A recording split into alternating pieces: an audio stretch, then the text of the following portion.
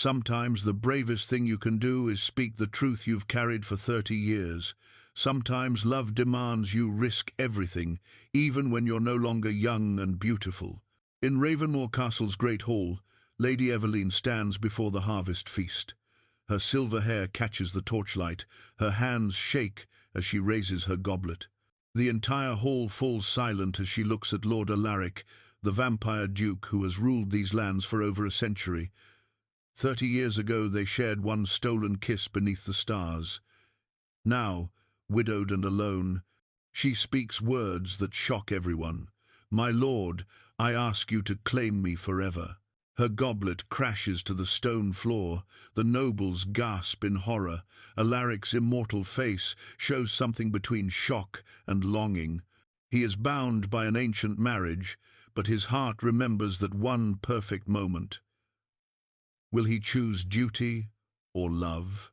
Before we jump back in, tell us where you're tuning in from, and if this story touches you, make sure you're subscribed, because tomorrow I've saved something extra special for you. The silence that followed Lady Evelyne's declaration stretched like a taut bowstring across the great hall of Ravenmoor Castle. In that moment, 30 years collapsed into nothing, 30 years of propriety, of careful distance, of pretending that autumn night beneath the stars had been nothing more than a young woman's foolish dream. Lord Alaric Blackthorn sat frozen at the high table, his pale hands gripping the arms of his ornate chair with such force that the ancient wood creaked in protest. His dark eyes, which had witnessed the rise and fall of kingdoms, had seen plague and war and the endless turning of seasons, now fixed upon the woman who had just shattered the careful order of his immortal existence. The goblet's silver fragments caught the torchlight as they scattered across the worn stone floor, each piece reflecting the flames like fallen stars. The sound of its breaking had been sharp and final, cutting through the warm air heavy with the scent of roasted meats, spiced wine, and the earthy smell of the harvest bounty that adorned every table. Evelyne stood perfectly still in the center of the hall, her chin raised with a dignity that spoke of noble blood and hard-won wisdom. At 52, she possessed a beauty that youth could never claim, the kind that came from surviving loss, from learning that time was precious precisely because it was finite. Her silver-streaked hair, once the color of autumn wheat, was arranged simply but elegantly, held in place with the same pearl combs her mother had worn. Her gown, a deep blue that matched her eyes, was well made but not ostentatious, speaking of a woman who had learned to value substance over appearance. The nobles around her began to whisper, their voices like rustling leaves in an autumn wind. Lady Margaret de Vere, whose own marriage had been arranged when she was barely 16, clutched her jewelled cross and muttered prayers under her breath. Sir Roderick the Elder, his beard white as winter frost, shook his head slowly, his weathered face etched with disapproval. Young Lady Catherine, married only 3 months to a man twice her age, stared at Evelyne with something that might have been admiration beneath her shock. At the high table, Lady Morgana Blackthorn sat beside her husband, her pale fingers wrapped around the stem of her wine cup with careful control. Her face, ageless and porcelain perfect, showed no emotion save for the slight tightening around her ice-blue eyes. She was beautiful in the way that winter mornings were beautiful, cold, pristine, and somehow distant from the warmth of human feeling. Her raven-black hair fell in perfect waves to her shoulders, and her gown of midnight blue was cut from the finest silk, adorned with silver thread that caught the light like frost. "My lady," she said, her voice carrying clearly across the silent hall, each word precise and cutting as a blade, "surely you speak in jest. The wine has perhaps made you forget yourself." But Evelyne did not flinch. Instead, she turned toward the high table, toward Alaric, and spoke with quiet conviction. "I have never been more clear-headed in my life, your ladyship. 30 years of silence have taught me the weight of words unspoken." Alaric felt something crack inside his chest, some careful wall he had built brick by brick through centuries of duty and denial. He remembered her as she had been 22 years old, newly married to Lord Thomas Ashford, her eyes bright with life and innocent joy. They had met during the autumn tournament, when her husband had been called away on urgent business and she had wandered the castle grounds alone. He had found her in the rose garden, standing beneath an arbour, heavy with late-blooming flowers, their petals pale pink in the moonlight. She had been crying silent tears that caught the silver light like diamonds on her cheeks. Her first child, a son, had lived only 3 days. The midwives said there might not be others. "My lady," he had said, stepping from the shadows with the careful grace of his kind, "forgive me. I did not mean to intrude upon your grief." She had looked up at him then, this pale stranger with eyes like midnight, and something had passed between them, recognition perhaps, or simply the meeting of two souls who understood sorrow. They had talked until dawn touched the eastern sky, about loss and hope, about the weight of expectations and the courage it took to keep living when your heart felt broken beyond repair. When the first rays of sunlight painted the garden gold, he had kissed her, just once, soft and gentle as a whisper, his cool lips against her warm ones. It had lasted only a moment, but in that moment something had changed in both of them forever. The memory was as vivid now as it had been 3 decades ago. He could still smell the roses, still feel the silk of her hair beneath his fingers, still taste the salt of her tears on his lips. Alaric. Morgana's voice cut through his reverie like a knife through silk.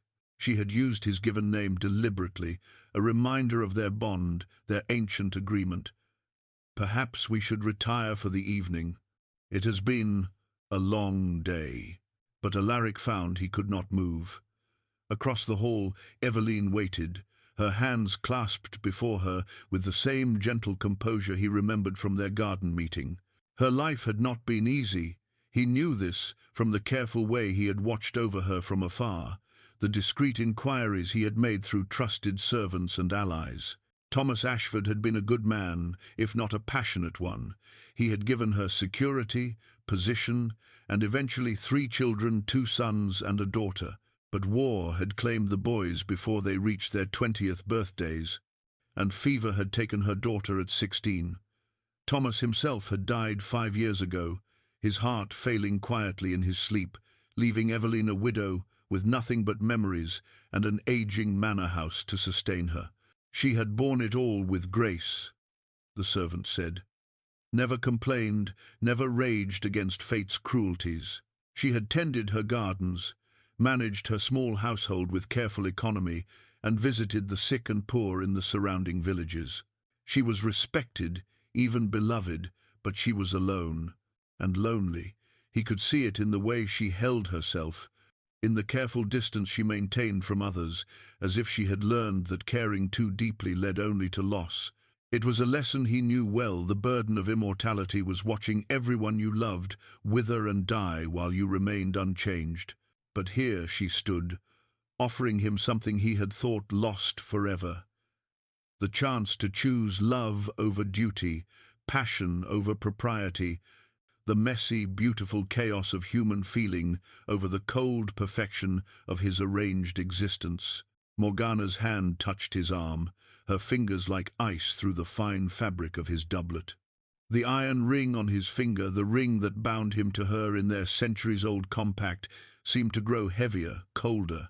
It was forged of black iron from the deepest mines of the northern mountains, inscribed with runes that spoke of alliance, of protection, of a marriage that had nothing to do with love and everything to do with survival. He had been young when he agreed to it, young by vampire standards, barely a century old, and still learning the harsh realities of immortal life.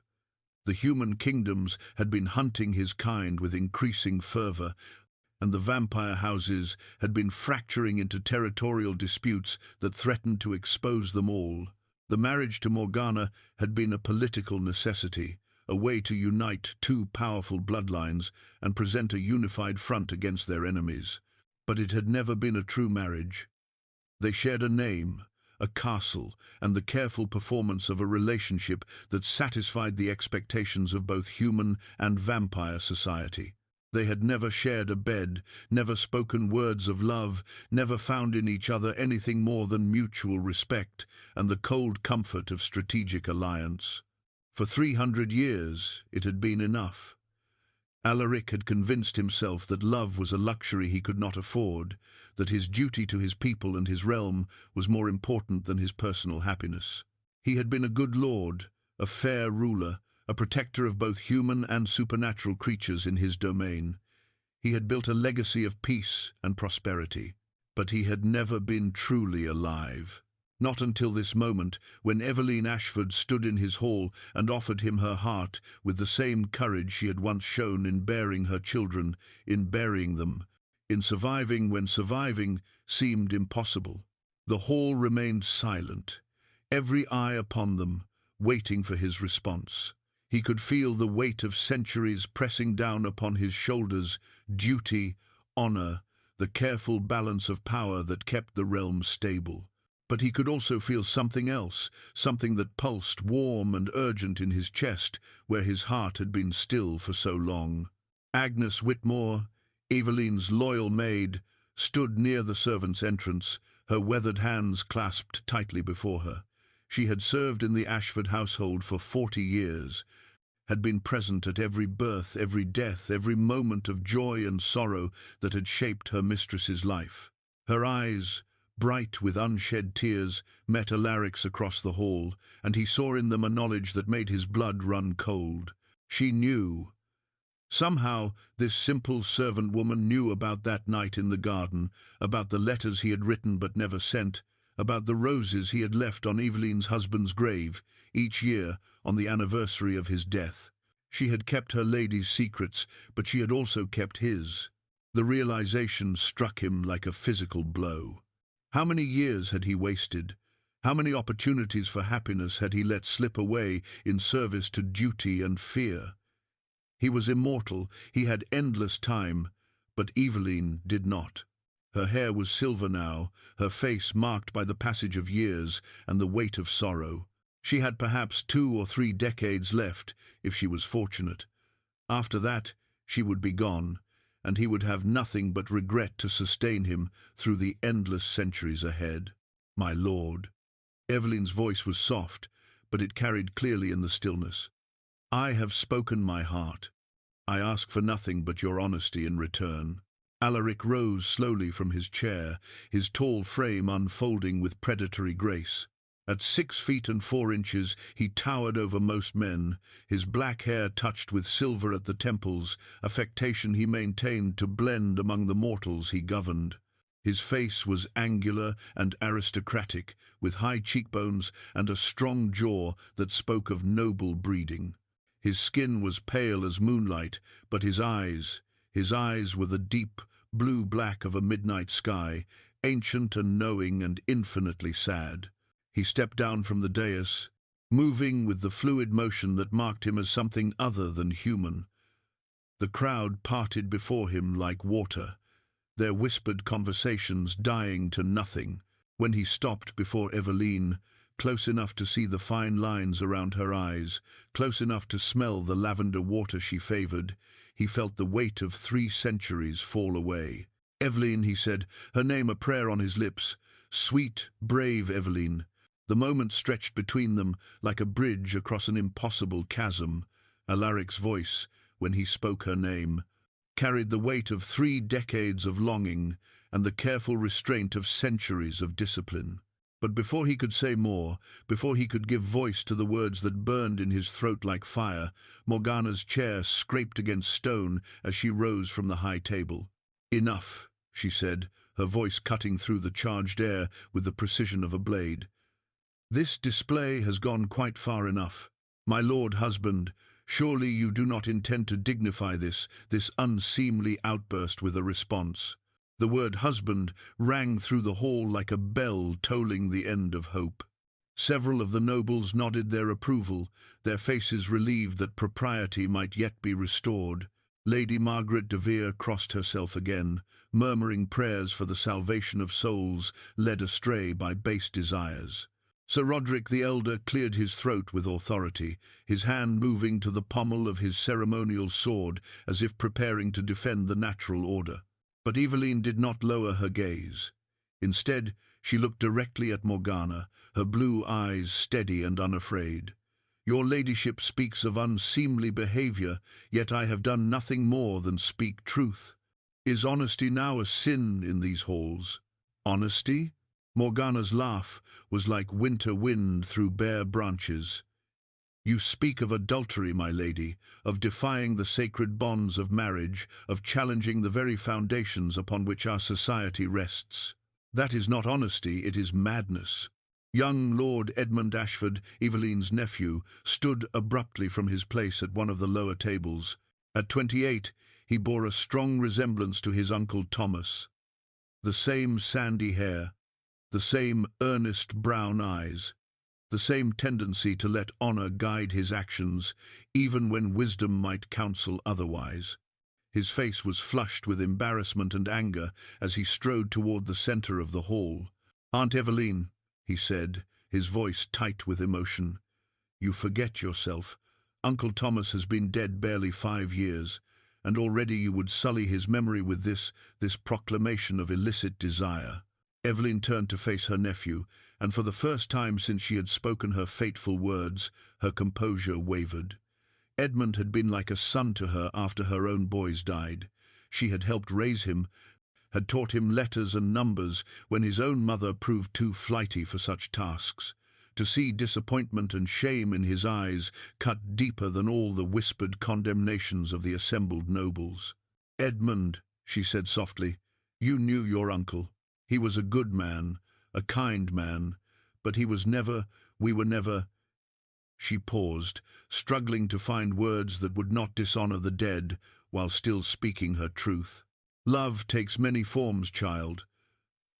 What Thomas and I shared was respect, companionship, duty fulfilled with mutual kindness. But it was not the great passion of my heart. And you think this justifies public shame?" Edmund's voice rose, echoing off the stone walls. "You think it excuses this humiliation of our family name?" Before Evelyne could respond, a new voice cut through the tension. Father Benedict, the castle's chaplain, stepped forward from the shadows near the altar where the feast's blessing had been offered. He was a small, round man with thinning hair and gentle eyes, but his voice carried the authority of the church when he spoke. "Perhaps," he said carefully, "this matter would be better discussed in private.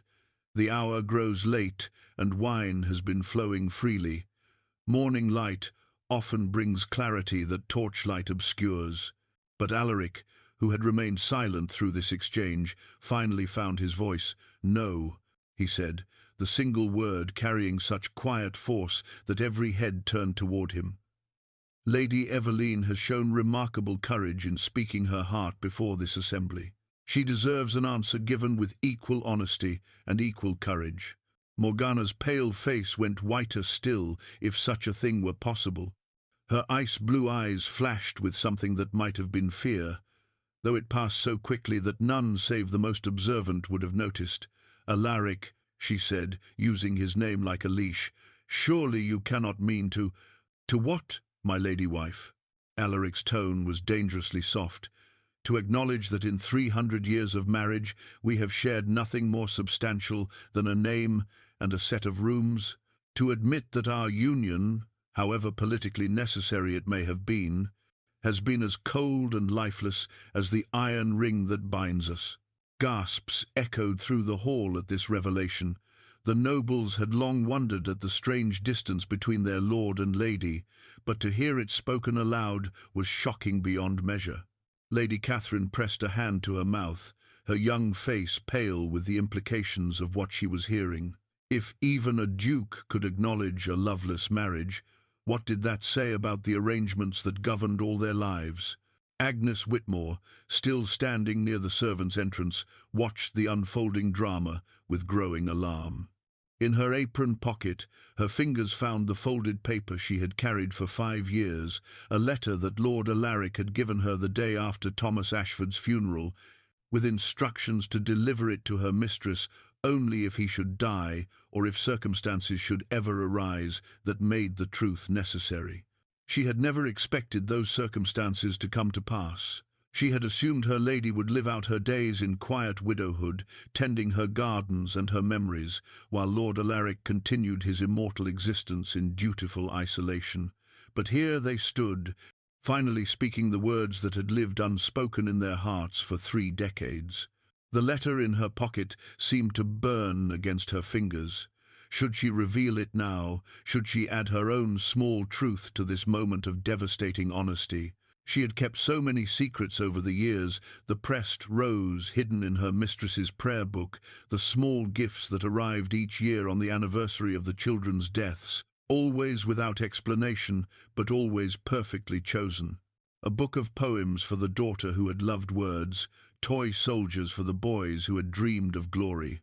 Lord Alaric had never forgotten, never stopped caring, but neither had he ever acted on those feelings while Thomas lived. Whatever else might be said of him, he was a man of honor. The silence stretched again, but this time it was different, charged with possibility rather than shock.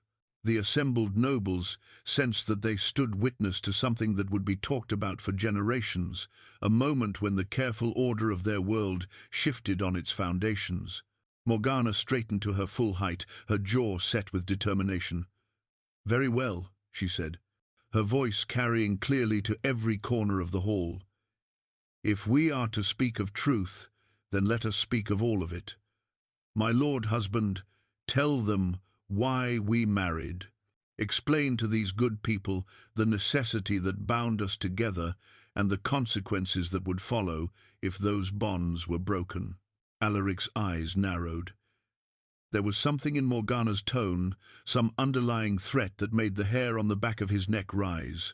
In 3 centuries of marriage, she had never challenged him so directly, never pushed quite so hard against the boundaries of their arrangement.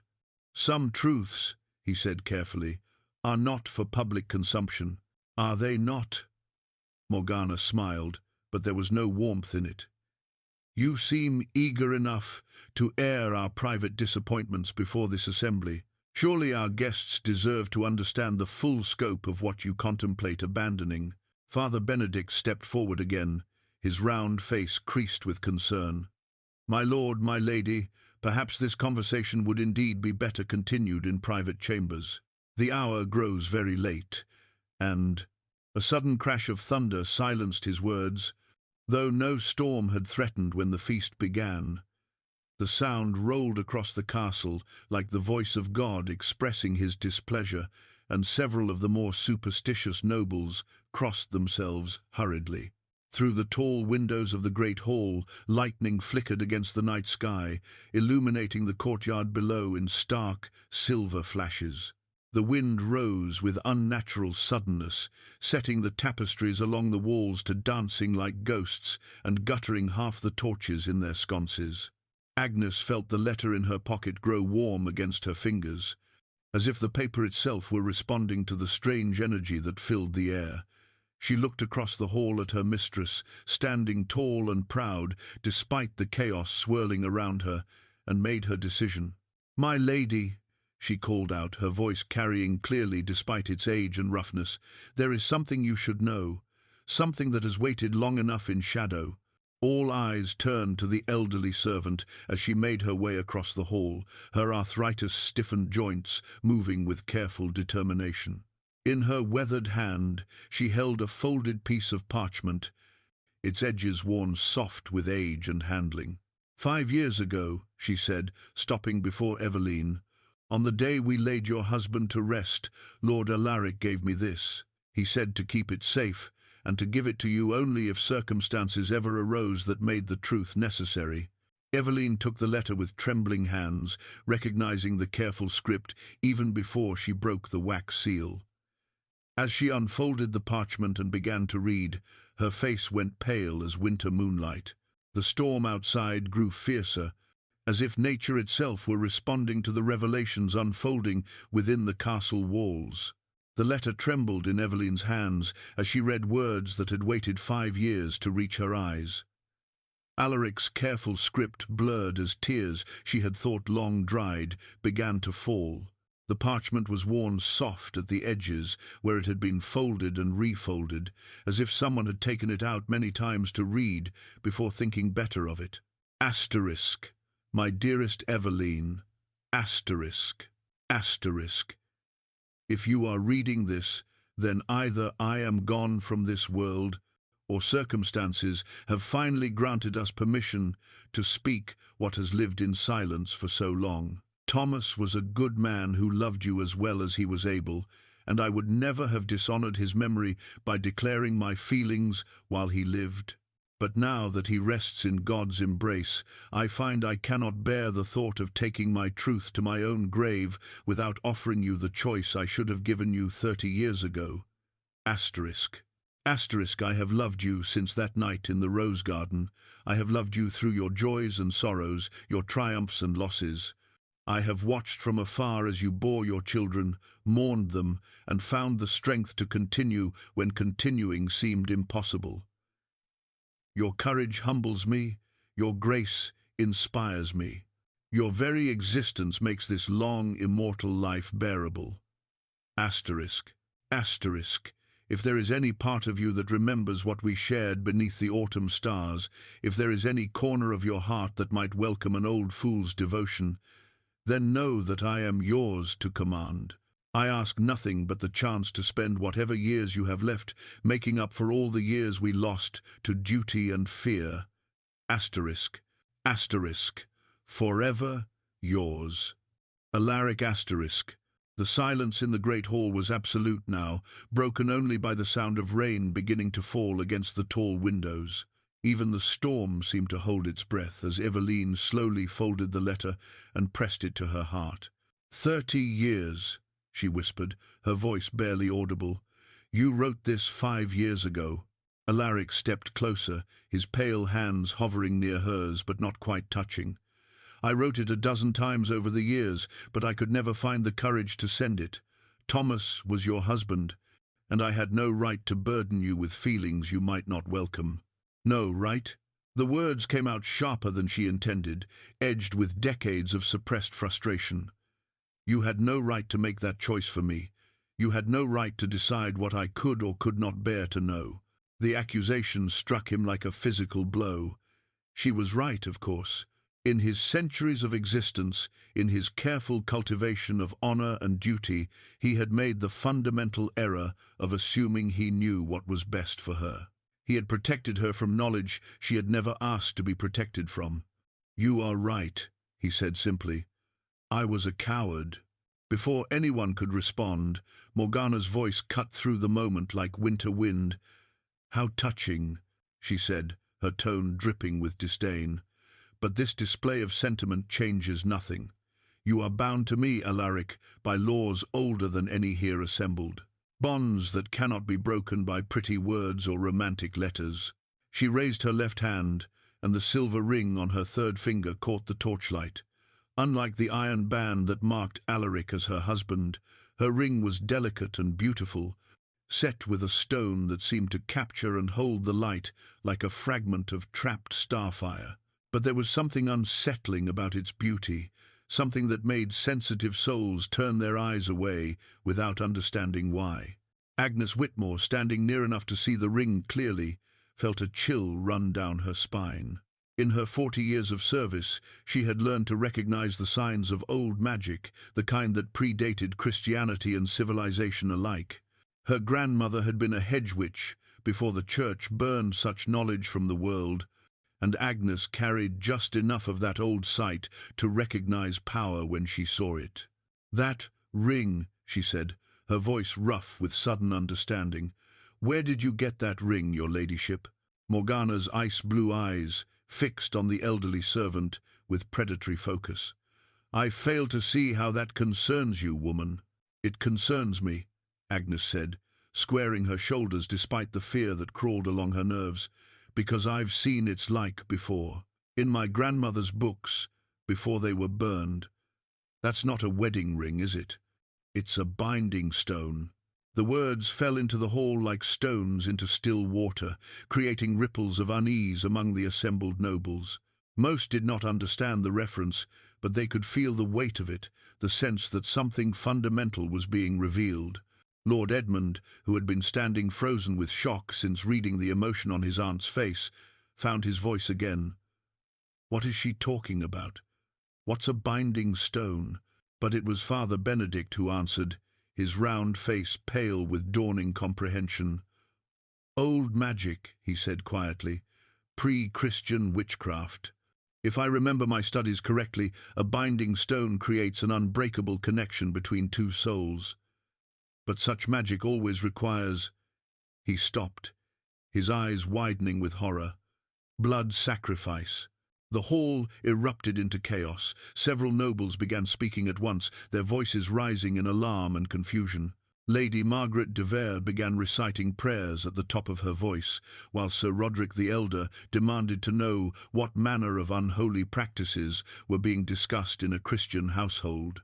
But Alaric heard none of it. He stared at his wife, this woman he had lived beside for 3 centuries, without truly knowing, as pieces of a puzzle he had never realized existed began falling into place. The strange cold that surrounded her always, the way small animals avoided her presence, the fact that in 300 years of marriage he had never once seen her bleed, never once seen her show genuine human emotion. "Whose blood?" he asked, his voice cutting through the chaos with quiet authority. "To bind my soul to yours, whose blood did you spill?" Morgana smiled then, and for the first time since he had known her, the expression reached her eyes. It was not a pleasant sight. "Why, yours, of course, my dear husband. On our wedding night, when you drank the wine I prepared for you. Did you never wonder why you felt so strange afterward, so disconnected from your own desires, your own will?" The memory came rushing back with sickening clarity. Their wedding had been a formal affair, arranged to unite their bloodlines against a common threat. He had expected nothing from the marriage bed but the necessity of maintaining appearances. But when Morgana had offered him a cup of wine, speaking of ancient traditions and the sealing of vows, he had drunk without question. The wine had tasted of copper and bitter herbs, and afterward he had felt empty, hollow, as if some essential part of himself had been carved away. He had attributed it to the natural disappointment of a loveless union, the resignation that came with duty fulfilled. But now he understood the truth. "You drugged me," he said, his voice deadly quiet. "You stole my blood while I lay unconscious, and used it to bind my soul to yours." "I protected you," Morgana corrected, her tone matter of fact. "Without the binding, you would have been vulnerable to the vampire hunters who even then were closing in on our kind. My magic made you stronger, made you invulnerable to their weapons. It saved your life and enslaved my will, ensured your loyalty." Her smile widened, showing teeth that seemed sharper than they should have been. "A necessary precaution, given your obvious weakness for human women." Evelyne stepped forward then, her chin raised with the same courage she had shown in making her declaration. "What manner of creature are you?" she demanded. "You speak of magic and blood binding, as if they were common household arrangements." Morgana turned those cold blue eyes on her, and Evelyne felt something like winter settling in her bones. "I am exactly what I appear to be, Lady Ashford, a wife protecting her husband and her household from threats both seen and unseen. The question is, are you prepared for the consequences of challenging bonds that were forged in blood and sealed by powers older than your Christ?" The storm outside chose that moment to unleash its full fury, and the great hall was lit for a moment in stark silver as lightning split the sky. The feast ended in fragments, much like Evelyne's goblet, scattered and impossible to reassemble. The nobles departed with hushed whispers and backward glances, carrying with them a tale that would spread through the kingdom like wildfire. Some crossed themselves as they passed Morgana, while others avoided looking at Alaric altogether, as if his very presence might contaminate them with whatever unholy influence had taken hold of Ravenmoor Castle. Edmund lingered near the great doors, torn between family loyalty and the growing certainty that everything he had believed about honor and duty was crumbling before his eyes. He watched his aunt gather the fragments of her goblet with careful hands, as if she could somehow piece together more than broken silver. When she looked up at him, her eyes held the same quiet strength that had carried her through the deaths of her children, but there was something new there as well, hope, fragile as a spring flower but undeniably present. "Edmund," she said softly, "I know this is difficult to understand. Is it true?" he asked, his young face earnest with confusion. "What she said about blood magic and binding stones, is Lord Alaric truly not free to choose?" Before Evelyne could answer, Agnes approached, her arthritic joints moving carefully across the stone floor, strewn with rushes and spilled wine. In her weathered hands she carried a small object wrapped in faded cloth, something she had retrieved from her quarters while the nobles made their hurried departures. "There's more you need to know," she said, unwrapping the cloth to reveal a pressed rose, its petals brown with age but still intact. "This came from the garden where you met him that first night. He's sent one every year since your husband died, always on the anniversary of your children's passing, always with the same message." Evelyne took the delicate flower with trembling fingers, recognizing it as coming from the same variety that had bloomed in Thomas's rose garden, the pink ones that had been her particular favorite. She had noticed fresh roses appearing on the children's graves each year, had assumed them gifts from some thoughtful villager who remembered her loss. "What message?" she whispered. Agnes pulled out a small slip of parchment, worn soft from handling. The words were written in the same careful script as the letter. "Asterisk, for the children you loved, from one who remembers their mother's courage. Asterisk." Edmund stared at the rose, at the aged paper, at his aunt's face as understanding dawned in her eyes. His concept of honor had been built on grand gestures and public declarations, but here was something different, a quiet faithfulness that had endured in shadow for decades, asking nothing in return. "He never forgot," Edmund said slowly. "All these years, he never forgot." "Nor stopped caring," Agnes added. "Even bound as he is by that woman's magic, some part of his heart remained free." A sound from the corridor made them all turn. Lord Alaric stood in the archway leading to the family quarters, his tall frame silhouetted against the torchlit passage beyond. He had changed from his formal feast attire into simpler clothing, dark woolen breeches, and a white linen shirt that made his pale skin seem to glow in the dim light. His black hair was dishevelled, as if he had been running his hands through it in frustration. "Lady Evelyne," he said formally, though his voice carried undertones that spoke of barely controlled emotion, "might I request the honor of speaking with you privately?" Morgana's voice drifted from somewhere deeper in the castle, calling his name with the sharp edge of command. Alaric's jaw tightened, and for a moment his hand moved to the iron ring on his finger, as if he might tear it away by force. But the binding held, and he remained where he was, waiting for Evelyne's response. "The garden," she said quietly. "The rose garden where we first met. Give me time to change from these feast clothes, and I will meet you there." He nodded and departed without another word, but not before Edmund caught the expression on his face, desperate hope, warring with centuries of learned restraint. Agnes touched Evelyne's arm gently. "Are you certain this is wise, my lady? If what we suspect is true, if Lady Morgana truly has bound his soul through blood magic, then meeting him alone might place you both in danger." "I have lived 5 years as a widow," Evelyne replied, already moving toward the stairs that led to her chambers.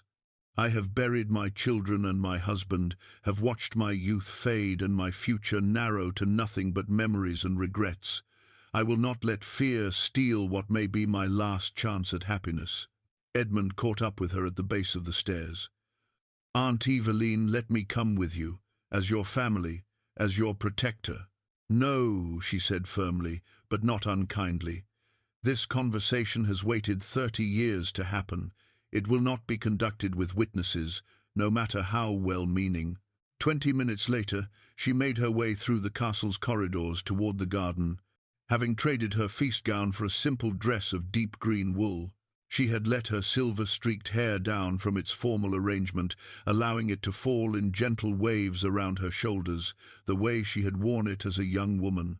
The pressed rose was tucked safely in her bodice, close to her heart. The garden lay beneath a sky washed clean by the earlier storm. The air smelled of rain and earth and the last roses of autumn, their heavy blooms drooping with collected moisture. Moonlight filtered through the breaking clouds, casting everything in silver and shadow. Alaric stood beneath the same arbour where they had met decades ago, though the roses that had crowned it then were long dead and replaced by their descendants. He turned as she approached, and she saw in his ancient eyes the same expression he had worn that night long ago, sorrow mixed with wonder, as if he could not quite believe she was real. "Evelyne," he said, and her name on his lips was like a prayer. "I feared you would not come." "I feared many things when I was young," she replied, stepping closer until they stood within arm's reach of each other. "Fear of scandal, of judgment, of choosing wrong, and bringing shame upon my family. But I am no longer young, and I have learned that the pain of regret far exceeds the pain of taking risks." He reached out slowly, giving her time to step away if she chose, and when she did not, his cool fingers brushed against her cheek with infinite gentleness. "You are even more beautiful now than you were then," he said softly. "Age has given you a grace that youth never possessed." She leaned into his touch, feeling the chill of his vampire nature, but finding comfort rather than fear in its strangeness. "Tell me, truly, are you free to make this choice, or does Morgana's binding compel you to remain with her regardless of your desires?" His hand stilled against her face, and she saw the shadow that crossed his features. "I do not know," he admitted. "The binding has been part of me for so long that I cannot tell where her influence ends and my own will begins. But I know this: when I look at you, when I touch you, something awakens in me that has slept for centuries. Whether that is my true nature asserting itself or merely the echo of what I once was, I cannot say." "Then we will discover it together," she said, covering his hand with her own. "Whatever the cost." From somewhere in the castle behind them, a window slammed shut with enough force to rattle the glass, though no wind stirred the garden air. The following morning brought unseasonable cold to Ravenmoor Castle. Ice crystals formed on the inside of windows despite the roaring fires in every hearth, and servants whispered of strange dreams filled with shadows that moved against the light. Agnes Whitmore found frost patterns on her water basin that looked disturbingly like grasping fingers, while in the stables the horses grew restless and refused to eat their morning oats. Evelyne woke before dawn, her sleep having been filled with memories both bitter and sweet. She had remained in the garden with Alaric until the church bells tolled midnight, talking of everything and nothing, the small details of lives lived parallel but apart, the weight of choices made and unmade, the strange comfort of finally speaking freely after decades of careful silence. He had told her of the loneliness that came with immortality, of watching human civilizations rise and fall like seasons, of the way love became both more precious and more painful when you knew it would inevitably end. She had spoken of the hollow years after her children died, of learning to find purpose in small kindnesses and daily routines, of the quiet desperation that had driven her to make her public declaration. When they finally parted, he had kissed her forehead with reverent gentleness, a promise of deeper intimacies to come once they found a way to break the bonds that held him. But as she made her way back to her chambers, she had felt eyes watching from the upper windows and a chill that had nothing to do with the night air. Now, as grey dawn light filtered through her chamber windows, she dressed with careful consideration. Today would bring consequences for last night's choices, and she intended to face them with dignity. She chose a dress of midnight blue, Thomas's favorite color, on her, as both armor and tribute to the man who had loved her as well as he knew how. Agnes knocked softly before entering with a breakfast tray, her weathered face creased with worry. "My lady, there's been talk in the kitchens. Strange talk." "What manner of talk?" Evelyne asked, accepting the cup of warm milk and honey that had been her morning custom for 20 years. "The scullery maids speak of whispers in the walls, voices where no voices should be. And cook says the bread won't rise proper, no matter how much yeast she uses." Agnes set the tray down with hands that trembled slightly. "There's something unnatural stirring in this castle, my lady. Something that doesn't want you and Lord Alaric to find happiness." Before Evelyne could respond, a knock came at the chamber door, firm and authoritative. Edmund's voice carried through the thick oak. "Aunt Evelyne, might I speak with you? I have news that cannot wait." She opened the door to find her nephew standing in the corridor, his face pale but determined. He had clearly not slept well. His sandy hair was dishevelled and dark circles shadowed his earnest brown eyes. In his hands he held a leather portfolio that she recognized as containing his Uncle Thomas's private papers. "I spent the night reading through Uncle Thomas's personal correspondence," he said without preamble. "Documents that my father gave me when I inherited the family seat.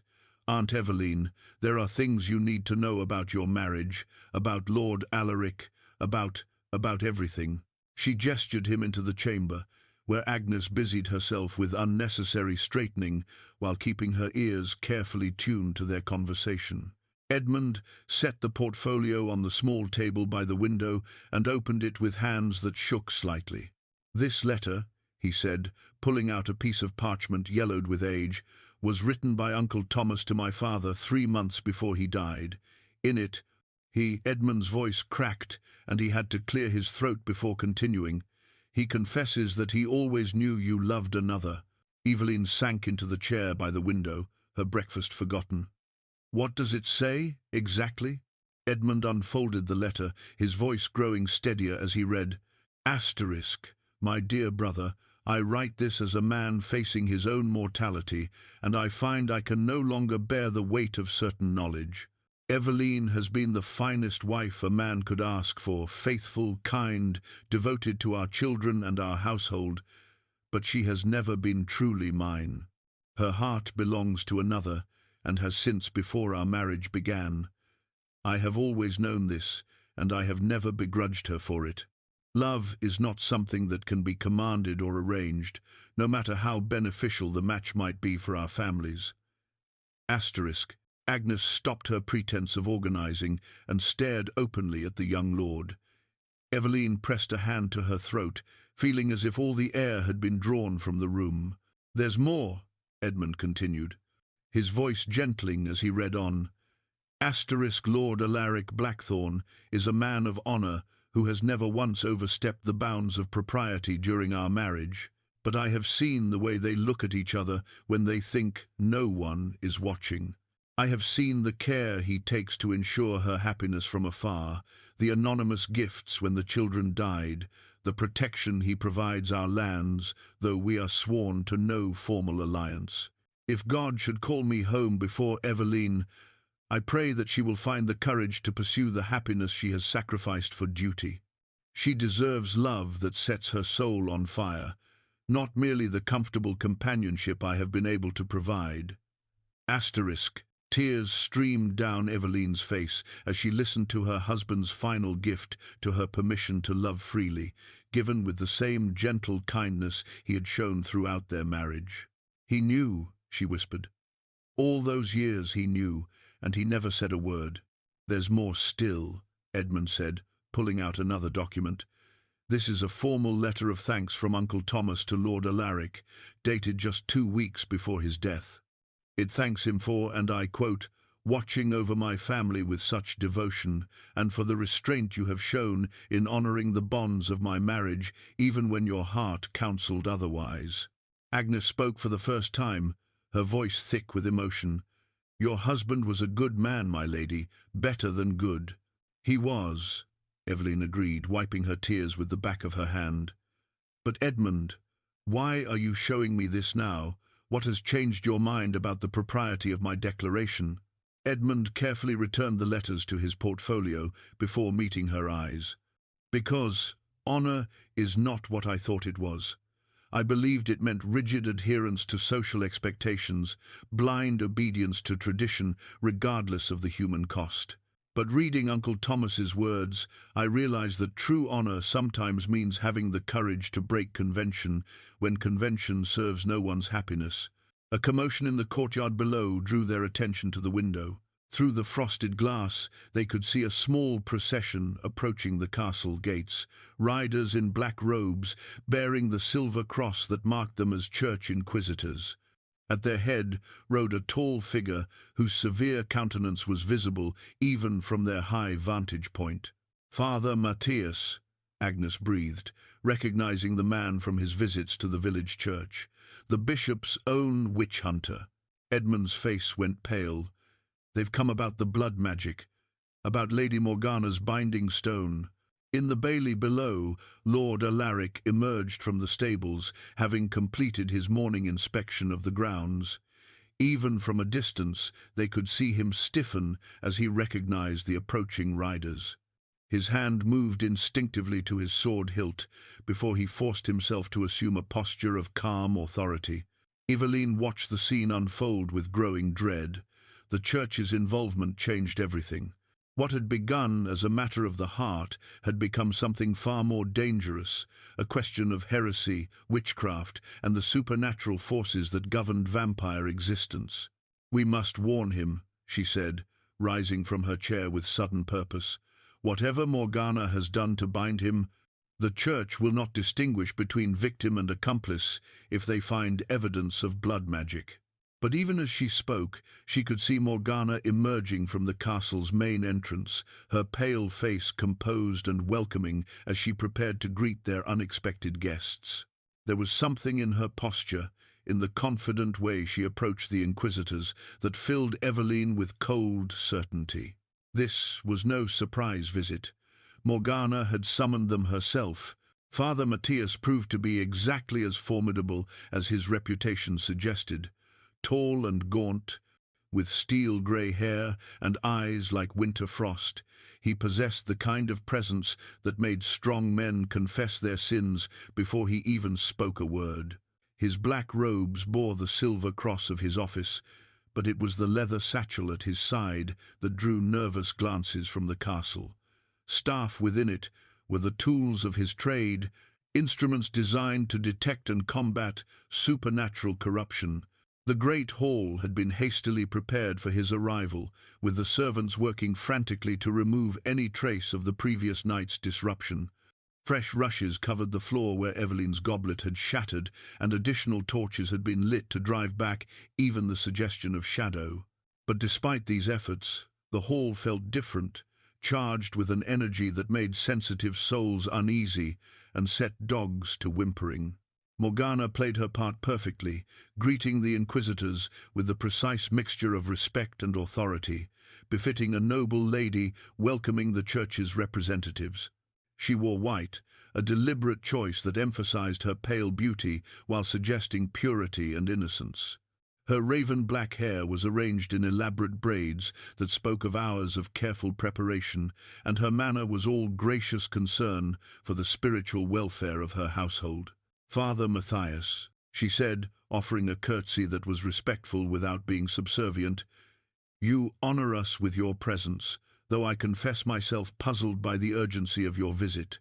I trust there is no crisis that requires your particular expertise?" The inquisitor's cold eyes swept the hall, taking note of details that most would miss, the way certain servants avoided his gaze, the faint scorch marks around one of the windows that suggested supernatural fire, the subtle wrongness in the air that spoke of dark forces at work. When his gaze finally settled on Morgana, his expression revealed nothing of his thoughts. "Lady Blackthorn," he said, his voice carrying the authority of absolute conviction, "we have received disturbing reports of unnatural occurrences within your walls. Storms that arise without warning, servants who speak of whispers in empty rooms, livestock that refuse to thrive despite adequate care. Such disturbances often indicate the presence of malevolent forces. Alaric descended the stairs from the family quarters with measured steps, his face a carefully constructed mask of noble concern. He had changed into his finest clothing, black velvet doublet trimmed with silver, perfectly fitted to his tall frame, with the ducal signet ring prominent on his right hand. To mortal eyes, he appeared every inch the powerful lord protecting his domain. But Evelyne, watching from the gallery above, could see the tension in his shoulders, the careful way he moved to avoid any gesture that might seem threatening to the armed men below. "Father," Alaric said, offering a bow that acknowledged the Inquisitor's spiritual authority while maintaining his own temporal position, "you are welcome in our hall. If there are indeed dark forces at work here, we would be grateful for your guidance in rooting them out." Father Matthias studied him with the intensity of a hawk examining prey. "Lord Blackthorn, your reputation precedes you, a ruler known for wisdom and justice, a protector of the innocent. Tell me, have you noticed any unusual behaviors among your household? Servants acting strangely, unexplained accidents, perhaps moments when you yourself felt influenced by forces beyond your understanding?" The question was loaded with implication, and Alaric felt the weight of centuries pressing upon his shoulders. How could he explain that he had been influenced by forces beyond his understanding for 300 years? That the very foundations of his marriage, his identity as lord and protector, rested upon blood magic that had stolen his ability to choose freely? "There have been some irregularities," he admitted carefully. "Minor disturbances that we attributed to the changing seasons and the natural tensions that arise in any large household. But nothing that seemed to require the Church's intervention." "Yet intervention has been requested," Father Matthias said, his eyes never leaving Alaric's face. "A formal petition has been submitted claiming that supernatural corruption threatens not only this household, but the very fabric of Christian society in your lands." Alarm bells rang in Alaric's mind, but he kept his expression neutral. "Might I ask who submitted such a petition?" Before the Inquisitor could answer, Morgana stepped forward with the graceful movement of a woman accustomed to being the center of attention. "I confess, my lord husband, that I felt it my duty to seek guidance from the Church. The disturbances in our castle have grown more pronounced in recent days, and I feared for the spiritual welfare of all under our protection." The betrayal hit Alaric like a physical blow. In 3 centuries of marriage, Morgana had never acted without consulting him on matters that affected their shared rule. For her to involve the Inquisition without his knowledge was not merely a breach of protocol, it was an act of war. "My lady wife," he said, his voice carefully controlled despite the fury building in his chest, "such concerns would typically be discussed between us before involving outside authorities." "Under normal circumstances, yes," she replied, her ice-blue eyes meeting his without flinching. "But when the corruption appears to stem from within our own family, consultation becomes complicated." Father Matthias stepped between them, his attention sharpening like a blade finding its target. "Corruption within the family? Lady Blackthorn, you speak of serious charges. Please elaborate." Morgana clasped her hands before her with studied composure, but there was triumph gleaming in her eyes as she prepared to strike the final blow. "Last evening, during our harvest feast, Lady Evelyne Ashford, a guest in our home, the widow of a respected neighbour, made a shocking public declaration. She claimed to have harboured adulterous feelings for my husband for 30 years, and demanded that he abandon our marriage to pursue a liaison with her." Gasps echoed through the hall from the servants who had not witnessed the previous night's events. Father Matthias's expression darkened, his cold eyes shifting to scan the gallery where he sensed hidden watchers. "Such a declaration could indeed indicate supernatural influence," he said slowly. "Demons are known to corrupt the hearts of the faithful, particularly targeting those weakened by grief or isolation. Where is Lady Ashford now?" In her guest chambers, I believe, Morgana replied smoothly. She has kept to her rooms since last evening's episode. Perhaps shame has begun to penetrate whatever unnatural influence clouded her judgment. From her position in the gallery, Evelyne felt ice forming in her veins.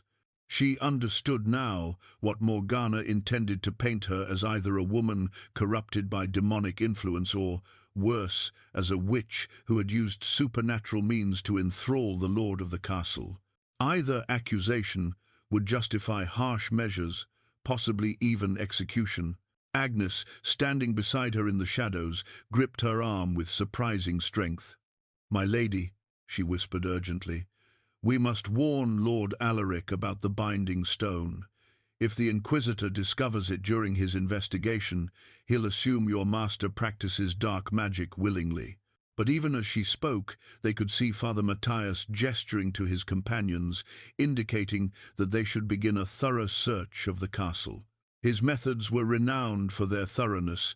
No secret would remain hidden for long under his scrutiny. "There's something else," Agnes continued, her voice barely audible. "Something I've never told you about the roses that came each year. They weren't delivered by any mortal servant. They appeared as if by magic, always at dawn, always perfectly fresh despite the season. If the Inquisitor discovers evidence of such supernatural activities—" She didn't need to finish the thought.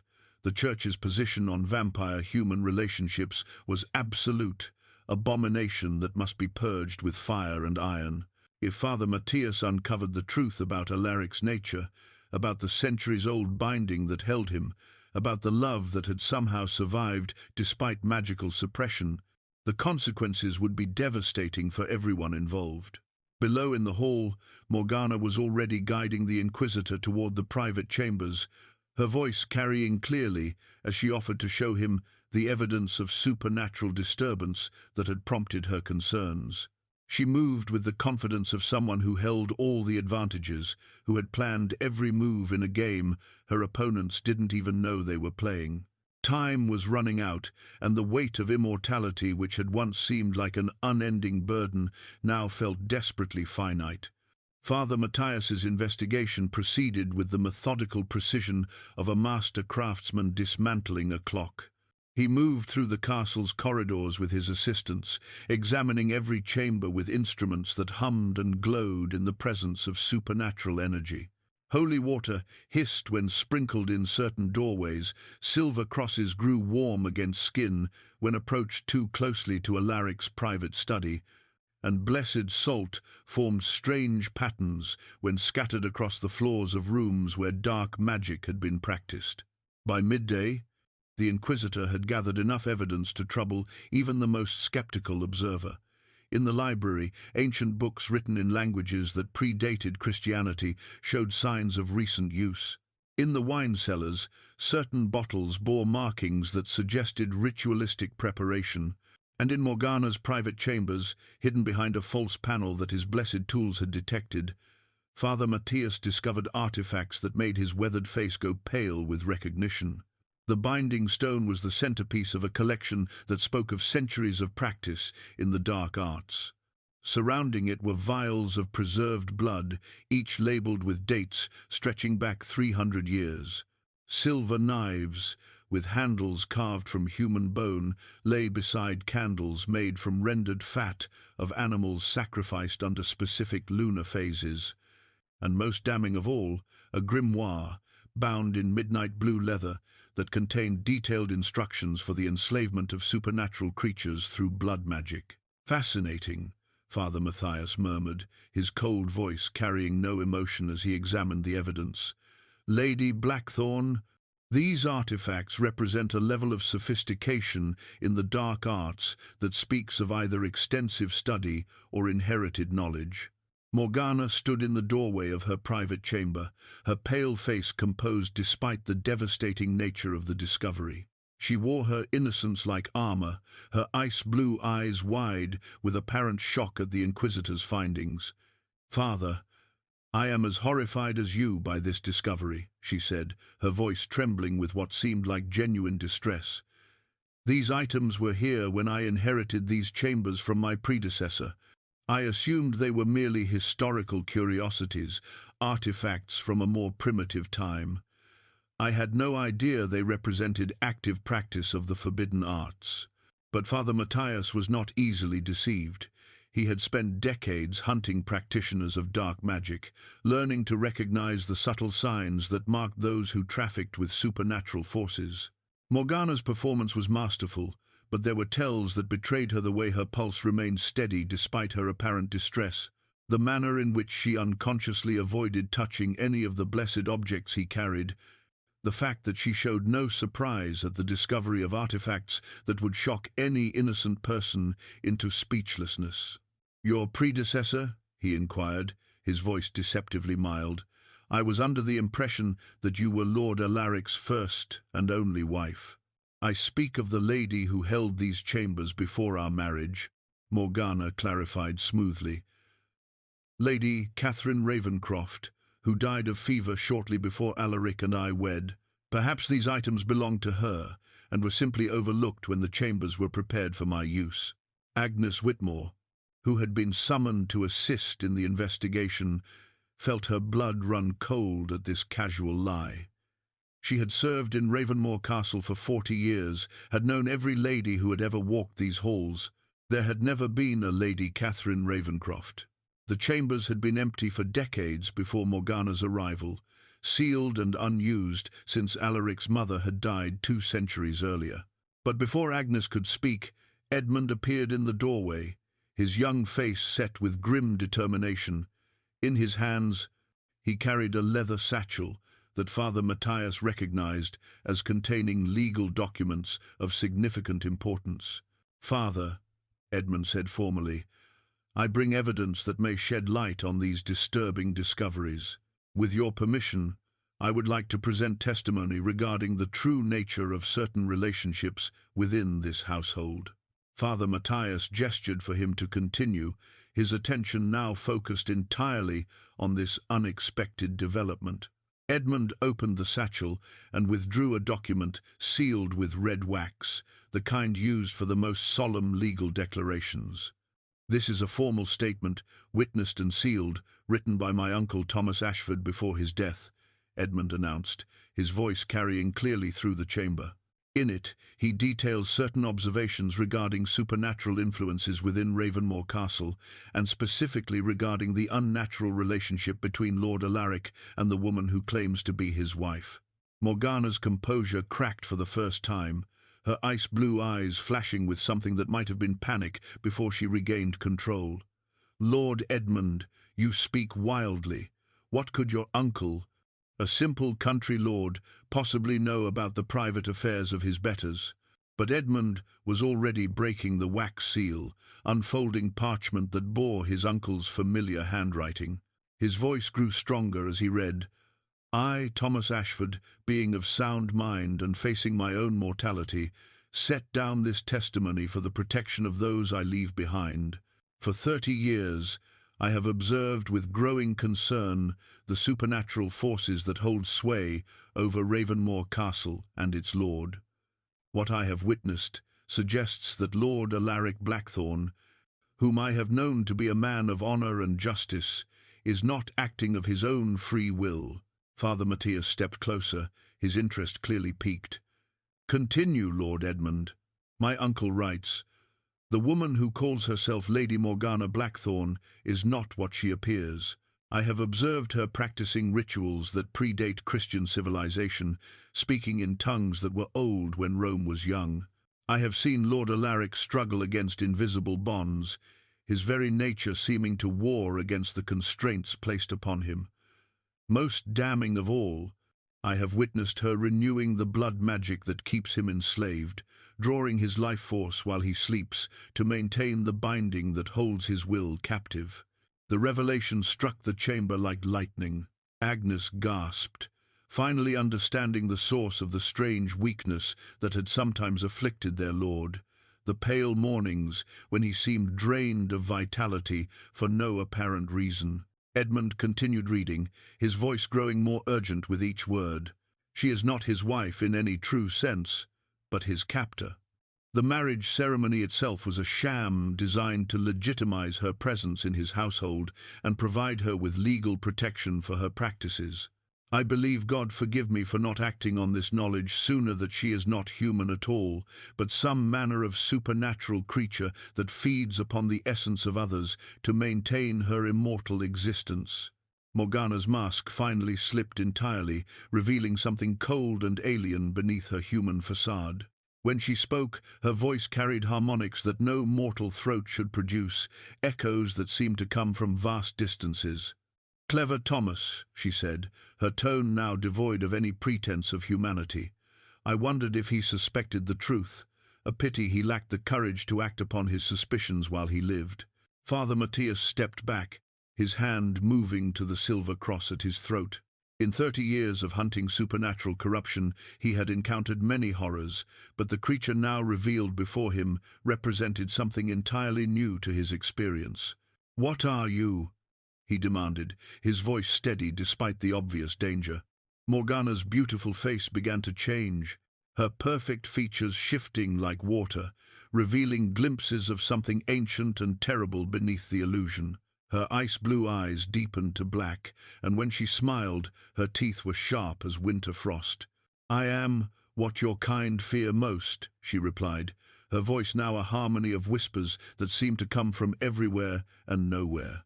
"I am the shadow that feeds on light, the hunger that devours love, the binding that turns freedom into servitude. Your Lord Alaric has been my most treasured prize, a creature of great power reduced to a puppet dancing to my will." She raised her hand, and the binding stone in the Inquisitor's grasp began to pulse with malevolent light. Throughout the castle, windows rattled in their frames, and servants cried out in alarm as supernatural energy flooded through the ancient stones. "But you have forced my hand too early," she continued, her form becoming increasingly unstable as her true nature asserted itself. "I had planned to dispose of the troublesome Lady Evelyne quietly, to strengthen my hold on Alaric through her death and his subsequent despair.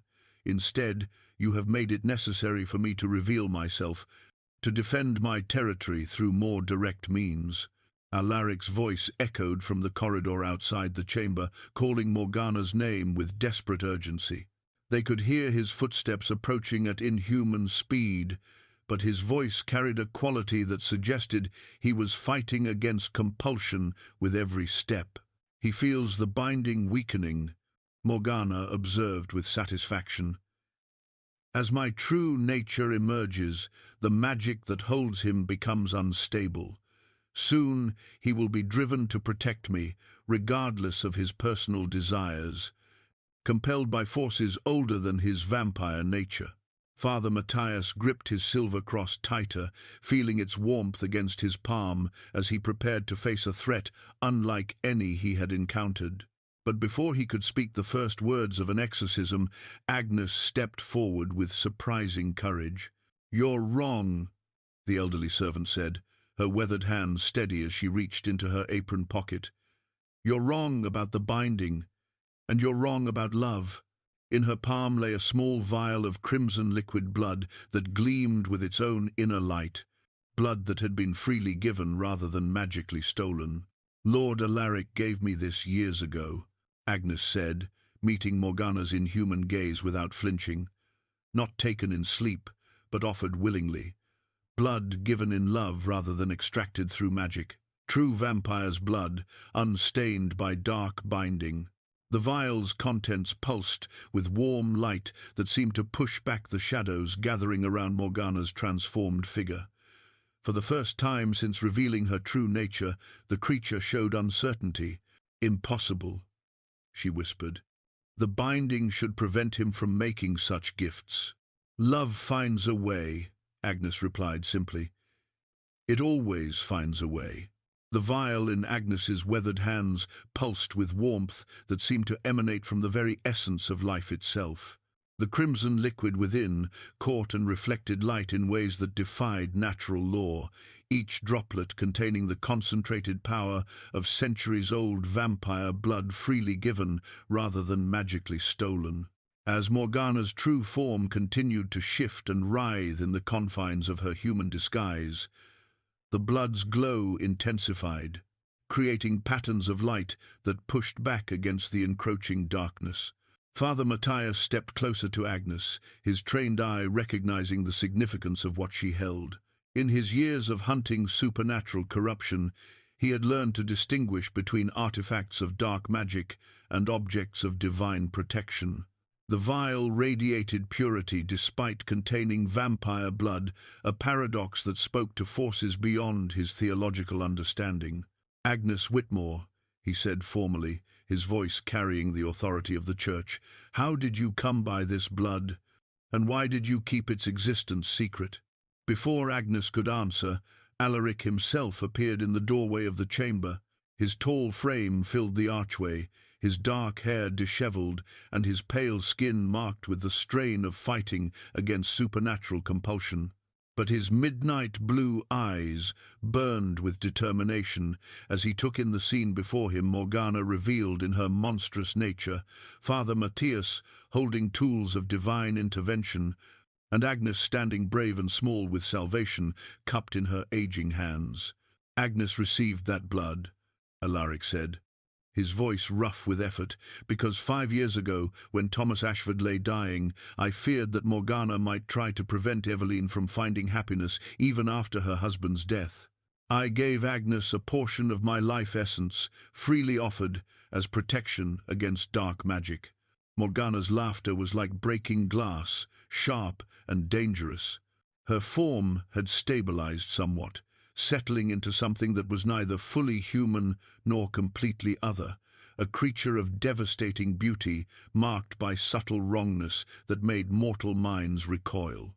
Her raven-black hair moved as if stirred by unfelt winds, and her skin had taken on a translucent quality that revealed dark veins pulsing beneath the surface. "How noble," she hissed, her voice now layered with harmonics that hurt to hear. "The great Lord Alaric, thinking to protect his precious human from dangers he couldn't even comprehend.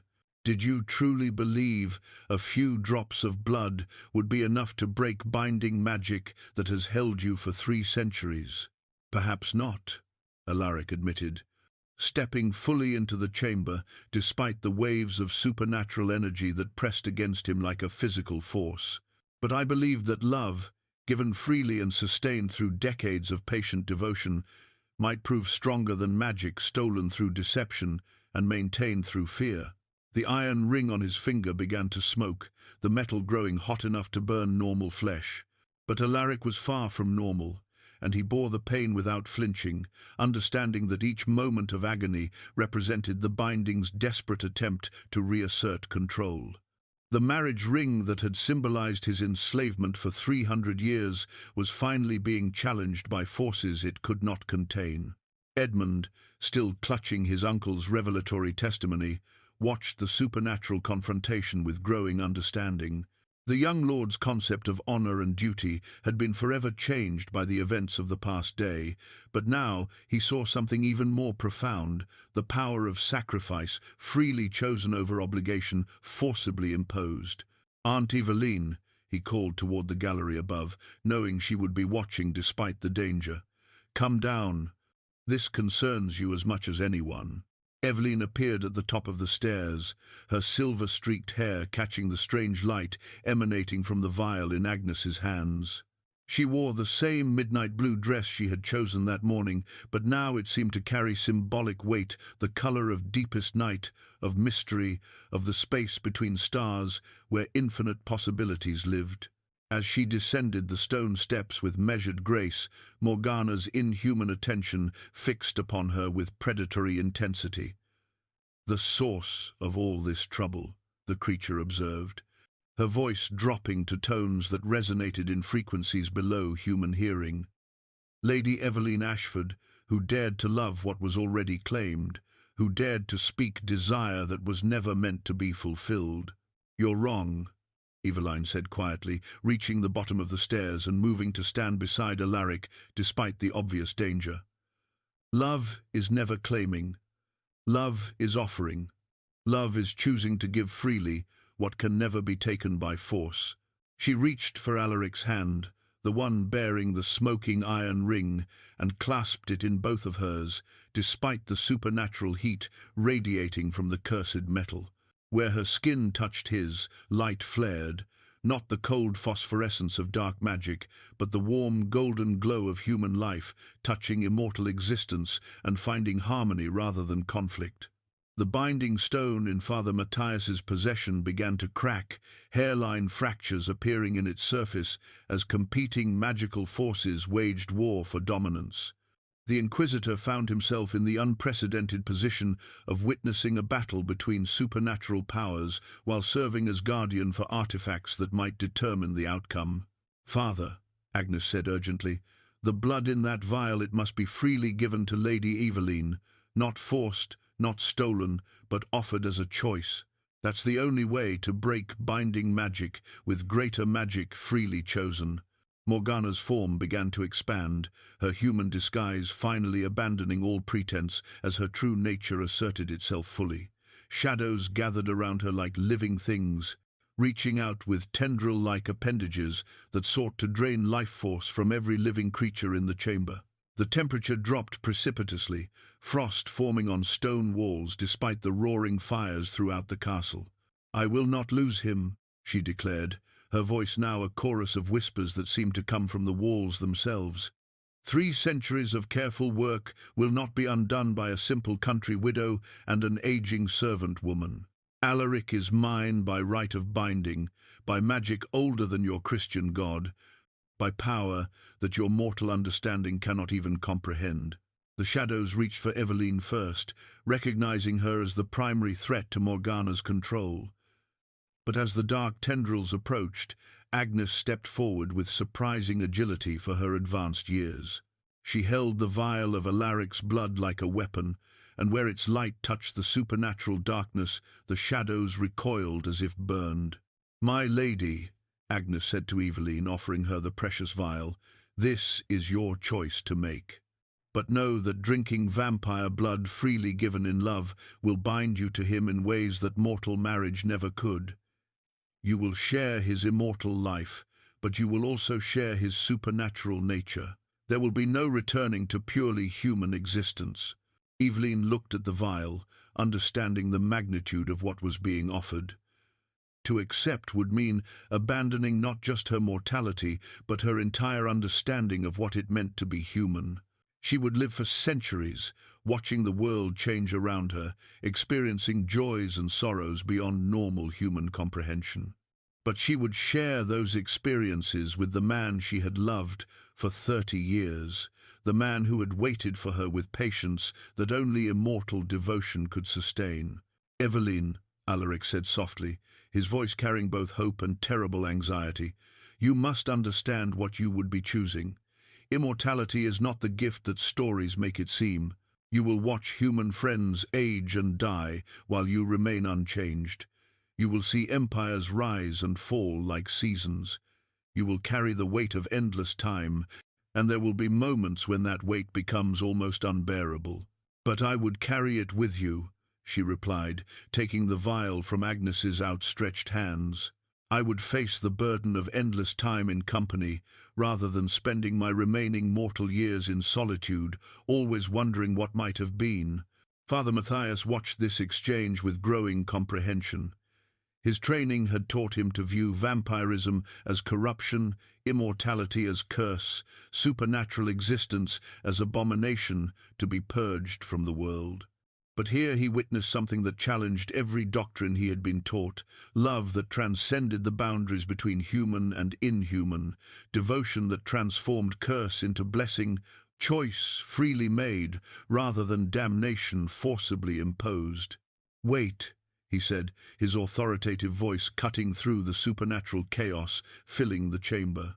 "Before any irrevocable steps are taken, there is something you all must understand about the nature of the creature you face."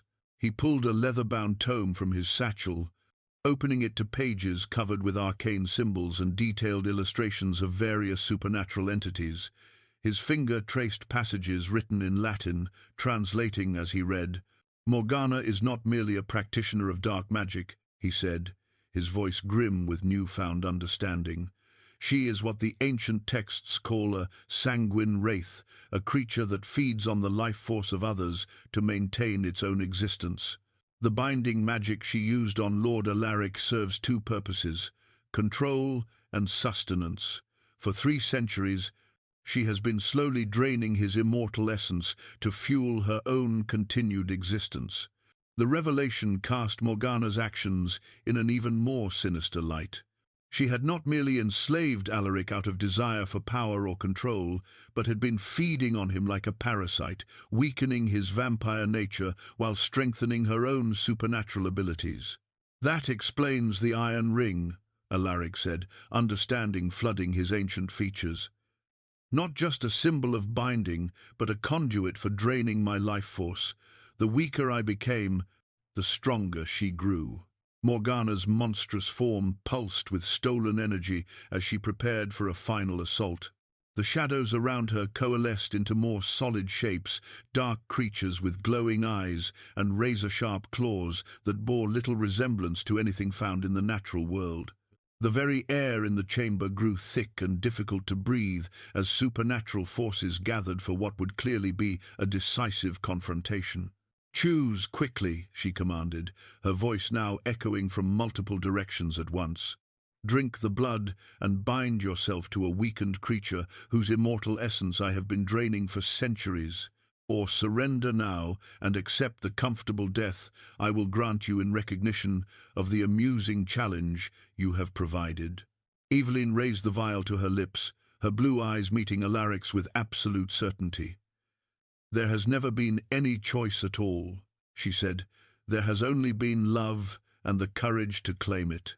As she prepared to drink the crimson liquid that would transform her existence forever, the binding stone in Father Matthias's hands finally shattered completely, releasing 3 centuries of stolen magical energy in a burst of light that filled the chamber like captured sunlight.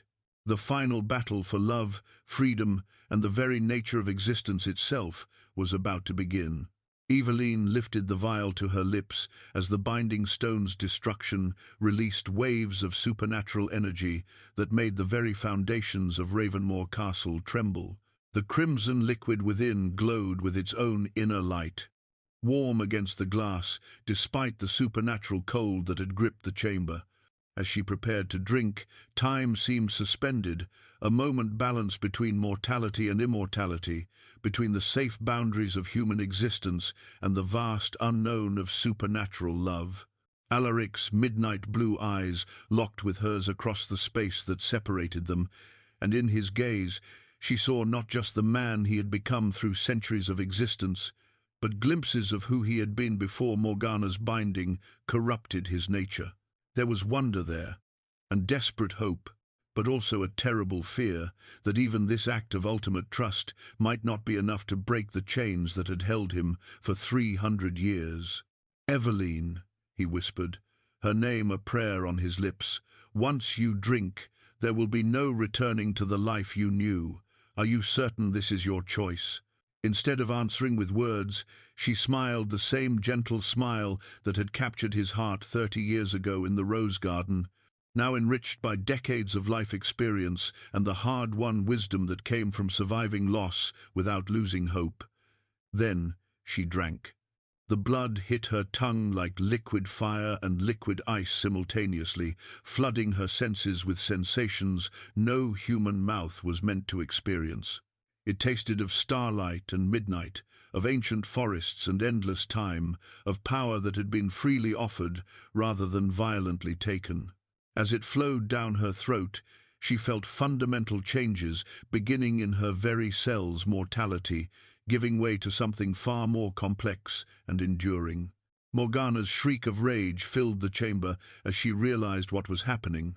The sanguine wraith's carefully maintained control was unraveling as the freely given blood bond between Alaric and Evelyne created connections that her stolen magic could not penetrate or corrupt. The shadow creatures she had summoned wavered and began to dissipate as her power source, Alaric's drained essence, suddenly became unavailable to her. "Impossible!" she raged, her form becoming increasingly unstable as competing magical forces tore at the fabric of her existence. The binding cannot be broken by such simple means. But Father Matthias, watching from his position near the chamber's entrance, understood what Morgana could not. His years of theological study had taught him that the deepest magics operated not on principles of power or control, but on fundamental spiritual truths. Love freely given had always been stronger than devotion forcibly extracted, just as faith chosen was more powerful than belief imposed through fear. It was never about the binding being broken, he said, his voice carrying the authority of absolute certainty. It was about it being replaced by something stronger. As Evelyne's transformation progressed, Alaric felt chains he had not even realized existed beginning to snap within his consciousness. The iron ring on his finger, which had burned and smoked for the past hour, finally cracked and fell to the stone floor in fragments. Where it had rested, his skin showed unmarked and pale, as if 3 centuries of mystical bondage had never touched him. Agnes watched with tears streaming down her weathered cheeks as her mistress underwent the most profound change any human soul could experience. Evelyne's auburn hair, already touched with silver, began to shimmer with new depth and richness. Her blue eyes took on facets like sapphires, reflecting light in ways that spoke of supernatural enhancement. Her skin grew luminous, not with the pallor of vampire nature, but with a warm radiance that suggested life intensified rather than transformed into something cold and predatory. "She's not becoming a vampire," Agnes breathed in wonder. "She's becoming something new." Edmund, still clutching his uncle's revelatory documents, stared in amazement as his aunt underwent metamorphosis before his eyes. The woman who had raised him with gentle wisdom and patient love was becoming something beyond human understanding, yet she remained essentially herself, courage and kindness made immortal, devotion given supernatural endurance. Morgana, realizing that her primary source of power was being severed forever, gathered her remaining strength for a final, desperate assault. The shadows around her coalesced into a single massive form, a creature of living darkness with eyes like burning coals and claws that could rend both flesh and spirit. She had abandoned all pretense of human appearance, revealing herself as the ancient predator she had always been beneath the beautiful disguise. "If I cannot have him," she declared, her voice now a harmony of rage that made the castle walls groan in protest, "then I will ensure that neither of you lives to enjoy your freedom." The creature of darkness lunged toward Evelyne, whose transformation was not yet complete. She stood vulnerable between human and immortal existence, unable to defend herself against supernatural assault.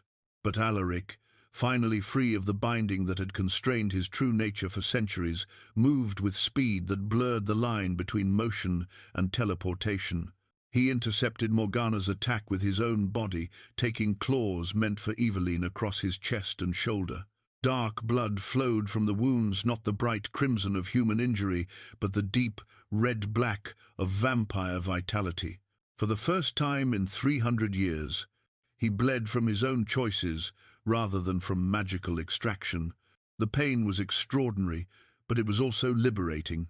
Each drop of blood that fell to the stone floor represented freedom from constraint, the right to choose suffering in defense of love, rather than enduring endless diminishment in service to another's hunger. "Alaric," Evelyne cried out, her voice already carrying new harmonics that spoke of supernatural transformation nearing completion. Father Matthias stepped forward, his silver cross blazing with divine light as he began the formal words of exorcism. But the creature that had been Morgana was beyond such simple banishment. She had fed on immortal essence for centuries, making herself too powerful for conventional spiritual weapons to effect. The battle for their very souls had truly begun, and the outcome would determine not just their individual fates, but the nature of love itself in a world where supernatural forces shaped the deepest human experiences. The creature that had once been Morgana reared back from Alaric's wounded form, her claws dripping with the dark blood of immortal injury. But instead of the satisfaction she expected from causing pain to her former captive, she found herself facing something she had not encountered in centuries of supernatural existence: blood that burned with its own inner light, wounds that glowed with warmth rather than merely bleeding away strength. "What is this?" she hissed, her voice now a cacophony of supernatural rage. "Your blood should be weak, drained by centuries of my feeding. It should offer no resistance to my touch." But Alaric, standing tall despite the grievous wounds across his chest, smiled with the first genuine joy he had felt in 300 years. "This is what you never understood," he said, his voice carrying new strength with each word. "Love freely given is never diminished by sharing. Every drop of blood I gave to Agnes, every moment of care I offered to Evelyne from afar, every year of patient devotion, none of it weakened me. It only made me stronger." Evelyne's transformation reached completion as his words filled the chamber. She stood before them, no longer merely human, but something unprecedented, a being who had gained immortal life through love rather than through supernatural predation or dark magic. Her hair now shimmered like captured starlight, her eyes held depths that spoke of infinite understanding, and her skin radiated the warmth of life that would never fade. But most remarkable of all, she showed no signs of the hunger that typically marked new vampires. The blood she had drunk had not cursed her with need for human sustenance. Instead, it had nourished her with pure love, creating a form of immortality that fed on joy rather than sorrow, on giving rather than taking. "Now," she said, her voice carrying harmonics that resonated with the very stones of the ancient castle, "now we face this together." She moved to stand beside Alaric, and where their hands touched, light flared, not the cold phosphorescence of dark magic, but warm golden radiance that pushed back against the supernatural shadows filling the chamber. Their joined hands became a beacon that caused Morgana's monstrous form to recoil as if struck by physical force. Agnes stepped forward, her weathered face showing no fear despite the otherworldly battle raging before her. In her hands she held the fragments of the binding stone, but instead of the malevolent energy they had contained, they now glowed with reflected light from the lovers' joined power. "The binding is truly broken," she declared with satisfaction. 3 centuries of stolen magic, undone by one moment of freely chosen love. Father Matthias, witnessing supernatural forces that challenged every theological principle he had been taught, found himself revising his understanding of divine will in real time. "Perhaps," he said slowly, "we have been too quick to assume that immortality itself is curse. Perhaps the sin lies not in supernatural existence, but in how that existence is obtained and employed." Edmund watched his aunt now, something beyond human, yet still essentially herself face down, a creature of pure malevolence, with courage that had been amplified rather than diminished by her transformation. His young heart swelled with pride and understanding as he finally grasped what true honor meant. Not rigid adherence to tradition, but the willingness to choose love over fear, hope over despair, life over death. Morgana, faced with the united power of genuine devotion, began to shrink upon herself. The shadows that had sustained her for centuries were being burned away by light that came not from divine intervention, but from the simple truth that some bonds could not be broken because they had never been chains to begin with. "This is impossible," she repeated, but her voice had lost its supernatural harmonics and now carried only the desperate rage of a creature facing its own dissolution. "I am ancient, I am powerful. I have fed on immortal essence for millennia. You have fed on stolen life," Evelyne replied, her new voice gentle but implacable. "You have sustained yourself on power taken by force. But force can never overcome choice, theft can never defeat gift, and hatred can never prevail against love freely given." As if summoned by her words, light began to emanate from every surface in the chamber that had witnessed genuine emotion over the centuries. The stones remembered joy, the tapestries recalled celebration, The very air vibrated with echoes of every moment of authentic human connection that had ever occurred within these walls. Morgana's monstrous form began to dissolve under the assault of accumulated love. She had not merely been defeated, she was being unmade by forces that were older and stronger than her ancient malice. Her final scream was not one of rage, but of genuine bewilderment, as if she could not comprehend how power based on theft and control could be overcome by something as seemingly simple as two people choosing to love each other.